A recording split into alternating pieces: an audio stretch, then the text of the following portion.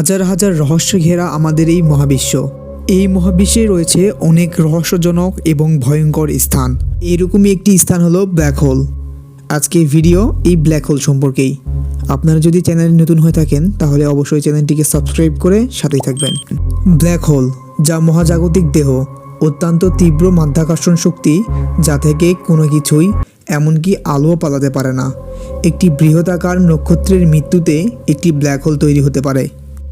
যখন এই ধরনের একটি নক্ষত্র তার কেন্দ্রের শেষে অভ্যন্তরীণ থার্মোনিউক্লিয়ার জানালা নিঃশেষ করে, তখন কোরটি অস্থির হয়ে ওঠে এবং মহাকাশীয়ভাবেই নিজের উপর ভিতরের দিকে ধসে পড়ে এবং তারার বাহিরের স্তরগুলিকে উড়িয়ে দেয়। ব্ল্যাক হোলের গঠনের বিশদ বিবরণ আলবার্ট আইনস্টাইনের আপেক্ষিকতার সাধারণ তত্ত্ব থেকে বর্ণনা করা হয়। সিঙ্গুলারিটি একটি ব্ল্যাক হোলের কেন্দ্র গঠন করে এবং বস্তুর পৃষ্ঠ দ্বারা লুকানো থাকে। মহাজাগতিক বস্তুর মহাকর্ষীয় ক্ষেত্র থেকে পালানোর জন্য বস্তুর প্রয়োজনীয় আলোর গতিকে ছাড়িয়ে যায়, যাতে আলোর রশ্মিও মহাকাশের থেকে পালাতে না পারে। ঘটনার দিগন্তের ব্যাসার্ধকে বলা হয় শোয়াচাইল্ড ব্যাসার্ধ। জার্মান জ্যোতির্বিজ্ঞানী কার্ল শোয়াচাইল্ডের পরে, যিনি 1916 সালে ধসে পড়া নাক্ষত্রিক দেহের অস্তিত্বের ভবিষ্যৎবাণী করেছিলেন, যা কোনো বিকিরণ নির্গত করে না। শোয়াচাইল্ডের ব্যাসার্ধের আকার ভেঙে যাওয়া তারার ভরের সমানুপাতিক। সূর্যের তুলনায় যা 10 গুণ ভরসহ একটি ব্ল্যাক হোলের জন্য, এবং এর ব্যাসার্ধ হবে 30 কিলোমিটার। শুধুমাত্র সবচেয়ে বৃহদাকার নক্ষত্র, যাদের 3টির বেশি সৌরভর থাকে, তারা জীবনের শেষে ব্ল্যাক হোলে পরিণত হয়।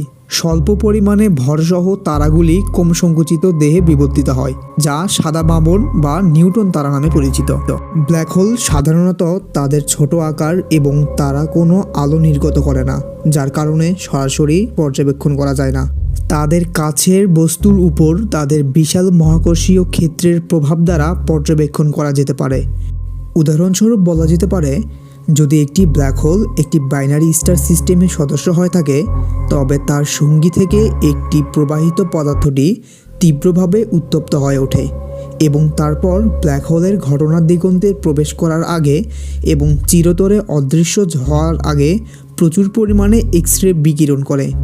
এটি একটি বাইনারি এক্স রে সিস্টেমের উপাদান, যা ব্ল্যাক হোল নামেও পরিচিত। 1971 সালে সিগনাস নক্ষত্রে আবিষ্কৃত এই বাইনারিটিতে একটি নীল সুপারজয়েন্ট এবং একটি অদৃশ্য সঙ্গী রয়েছে, যা সূর্যের ভরের 14.8 গুণ বা 5.4 দিনের মধ্যে একে অপরের চারপাশে ঘোরে। ব্ল্যাক হোলের দৃশ্যত অনাক্ষত্রিক উৎপত্তিরও আছে। বিভিন্ন জ্যোতির্বিজ্ঞানীরা অনুমান করেছেন যে বিশাল পরিমাণ অনাক্ষত্রিক গ্যাস সংগ্রহ করে এবং ধসে পড়ে, যা কুয়াশার এবং গ্যালাক্সির কেন্দ্রে সুপারম্যাসিভ ব্ল্যাক হোল। একটি ব্ল্যাক হোলে দ্রুত পাতিত গ্যাসের ভর অনুমান করা হয় যে পরিমাণ শক্তি পারমাণবিক ফিউশনের মাধ্যমে অভিন্ন পরিমাণে নির্গত হয়, তার 100 গুণের শক্তির থেকেও বেশি। অনুরূপভাবে বলা যায় যে মহাকর্ষীয় শক্তির অধীনে গ্যাসের লক্ষ লক্ষ বা বিলিয়ন সৌরশক্তি একটি বৃহৎ ব্ল্যাক হোলে পাতিত হলে কুয়াশার এবং নির্দিষ্ট সিস্টেমের বিপুল পরিমাণ শক্তি আউটপুট হবে। একটি ব্ল্যাক হোলের ভর 6.5 বিলিয়ন সূর্যের সমান, কিন্তু এটি মাত্র 38 বিলিয়ন কিলোমিটার জুড়ে বিস্তৃত রয়েছে। এটি ছিল প্রথম ব্ল্যাক হোল যা সরাসরি চিত্র ধারণ করা হয়েছিল। এমনকি বৃহত্তর ব্ল্যাক হোলের অস্তিত্ব, যার প্রতিটির ভর 10 বিলিয়ন সূর্যের সমান। এর কেন্দ্রের চারপাশে অত্যন্ত উচ্চ বেগে ঘূর্ণায়মান গ্যাসের শক্তিশালী প্রভাব থেকে অনুমান করা হয় যে এনজেসি 3842 এবং এনজিসি 4889 মিল্কওয়ের কাছে ছায়াপথ।